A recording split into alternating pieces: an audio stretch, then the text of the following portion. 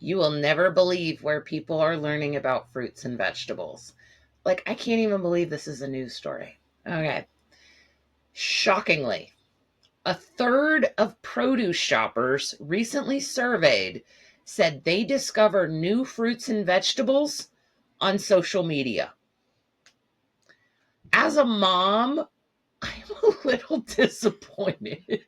Okay, I'm a lot disappointed. Uh, because I am one of those people that are constantly trying to introduce my kids to fruits and vegetables. And I'm not even talking about crazy ones, I'm just talking about normal ones.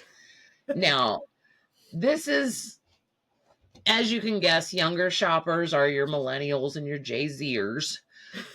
They are. Why are you laughing at me? You said And Jay Sears. I know. That's a It's rapper. whatever. Oh, obviously, I am not a Gen Z. I can't remember what we are. Where's my cane, Grandma? Okay. Elder Any millennial. hoodles. Any hoodles. Okay. So this is an article from like a trade magazine, meaning that those that are in the grocery industry would be reading this article. And I like to think of this as research because now I'll know what I should expect at my local grocery store in the upcoming months. Okay. Mm-hmm. So it's stating that these younger shoppers, millennials, and Gen Z Thank you. is looking for convenience, organic options, and social media driven discovery. Okay. So, what exactly does that mean? Well, to give you an idea, dragon fruit has gone viral multiple times on social media. And in 2024, there was a sale increase of 22% when it came to sales of dragon fruit. You may remember such items as there was a guy on TikTok who was making different cucumber type salads. Yeah. And all of a sudden, everybody's buying cucumbers. Of course, who can forget about the cottage cheese fiasco where you could make cottage cheese be anything from pizza to chips to smoothies, eggs, Bread. and yeah. Bread. But okay, so whole sections of the grocery store do not just jump overnight in sales. Okay. You hear about like dragon fruit. Dragon fruit is one type of fruit that grew in sales. The entire category of cottage cheese has grown over 8% just due to TikTok. Okay. That is ridiculous, but it shows you exactly what this article is trying to explain is that people are being influenced on social media and it is directly correlating to what they are buying.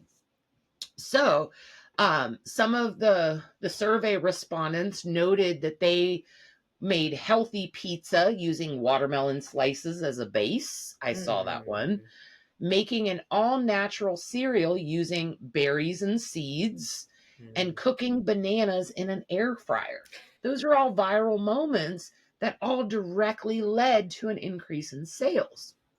So, of course, and I should say it's not just TikTok, it's also YouTube. Really, any video based content.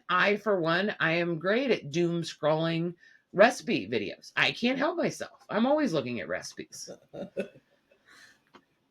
But what's interesting here is that they actually are giving some tips to your local grocery store on ways that you can affect different customers. And what I mean by that is they're basically stating that younger consumers tend to focus on sustainability with organic foods, sustainably grown, fair wage are among the top label claims, whereas millennials also prioritize regenerative agriculture and things like locally grown and grown in the USA has more sway with older shoppers. Now, you may be asking, why am I air quoting? Why am I doing this? Well, each of those air quotes that I gave you, those are pure marketing terms because none of those terms are regulated. None of them have a clear definition, and nobody is going and saying, you can't use that or you can use that. It's Right. literally companies just slapping a sticker on something because they know that you have been trained by social media to only go, ooh, I have to buy stuff that says fair wage. I have to buy stuff that says locally grown. Anybody can put those stickers on there. There's no fact checking. There's no checks and balance here. I'm gonna put stickers on apples that say "tastes like cake." Just gonna walk through the I mean, grocery if store. they have grape that tastes like cotton candy, why not? I hate them. I know, I don't like them. To me, they were like tart. My They cousin, had a weird taste. my cousin bought some that tasted like mango. They didn't taste like mango. No. Yeah. Okay. That's No. for another day. But okay, here are some tactics that grocery stores may be using to better appeal to produce consumers. So use more displays to increase visibility. Well, hello, Captain Obvious. My local store likes to put big displays for the items that are not on sale. Mm-hmm. Okay. So, for instance, if loose apples are on sale 99 cents a pound, in the very front of the produce section, they will make a huge display of bagged apples that are $2 a pound. So that way, if you sent your husband in and you told him to buy the apples that are on sale, he's going to go to the big display because those are the ones that look like they're on sale. And he's going to buy those and pay twice as much. Yep. Happens all the time. Okay. They are suggesting that you create recipes for all meal occasions, including snacking and beverages, because we know that snacking and functional beverages. So if you could somehow make a beverage that makes people poop, you are golden. Okay, go check out what Pepsi did. Now, some other options are offering seasonal items because we know seasonal sells. There's a fear of missing out, that limited time offer. It gets people to buy. This is a big one, and it's one that's been around for ages. Cross merchandise products. This is as simple as when you see a display of avocados, you also see a display of, those little packs of guacamole seasoning. It's why next to bananas, you see boxes of vanilla wafers. Yeah. I mean, hello, they go together. They frame. But by doing that, you're going to buy those brand name Nilla wafers instead of going and walking on the aisle and go get the store brand that are less than half the cost. Oh, for sure. All right. And then, of course, they're also stating that you should be highlighting the health benefits, explaining portion sizes, and providing tips to easily add fresh produce across meal occasions. Now, you may be wondering, why aren't companies doing this now? Well, for the most part, they are, okay? But here's where it gets a little interesting. So, fresh fruits and vegetable sales achieved a new record in 2024. They hit $92.3 billion. Okay. Crazy. Now, supermarkets are the most widely shopped channel for produce purchases, but they saw an unchanged number of households, meaning that the same people that always buy fruits and vegetables are still the same people that are buying fruits and vegetables. They're not getting into households that don't typically buy fruits and vegetables. But guess who is? Do you know? I don't know that I do. It's going to be your mass retailers and club stores. So think of like your Costco's, your BJ's, your Sam's. And how do they sell produce? In bulk. In the mega section. Like, I mean, you can't go just buy one pineapple. You have to buy a 2-pack of pineapple. You can't buy a little baggie of grapes. You get like a whole case. Ooh, You know, I mean, that's too it's many grapes. massive. That's like $80 worth of grapes in a case. Jeez. I know. And I personally don't like that much grapes. Just We saying. li- we like frozen grapes in this house, so bring it on. There you go. But I'm just saying, I just found this so interesting because who would have thought that young adults are learning about fruits and vegetables on social media? Because A, that's not what you hear. You hear about all the horrors of social media. You never hear about the things of social media made me eat a carrot today.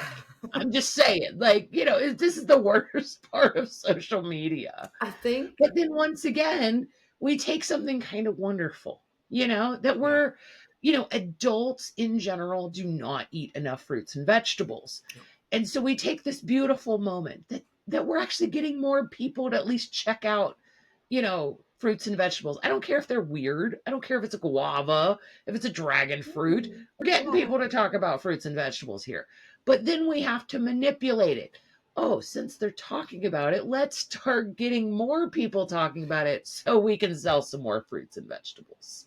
I think we're seeing a lot of like gaps in society in general that like for whatever reason like social media is hopping in that hole. Like you can find handymen and handy ladies, uh, uh, Oh, appliance did I tell you technicians, my new and fear realized due to social media? what's that? So funny. I somehow got into home inspection talk. I've seen Okay. it. I've been there. Yep, yep. Oh, it's so awful because the first like 27, short videos that I watched were like, ooh, that's so cool. Right. And then I start going, my house is 25 years old. What did they miss? Did I have as good of an inspector as these people did? Like, do I have rafters that are not even touching my ceiling? Like, or my roof? Like, I'm like starting to panic. Your house is only 25 years old? Okay, we're just gonna pretend I didn't say that. Your house is, you said 25 years old. I'm saying only because my house is twice that age. um. Okay then. Touche. Just saying.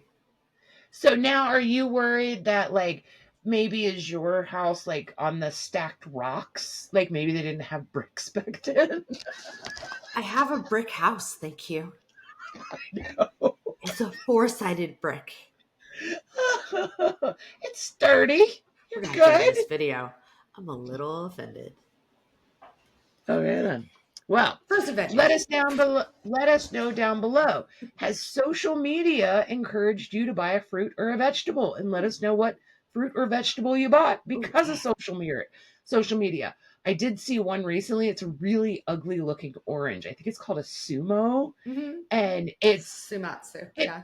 It honestly looks like the orange that sat on your counter for like 3 weeks too long, and it started to like melt in on itself. I've had them. They're good. Okay then. But yeah, so I'm just saying, like visually appealing, aesthetically wise, not my first choice. Fair enough. Okay then.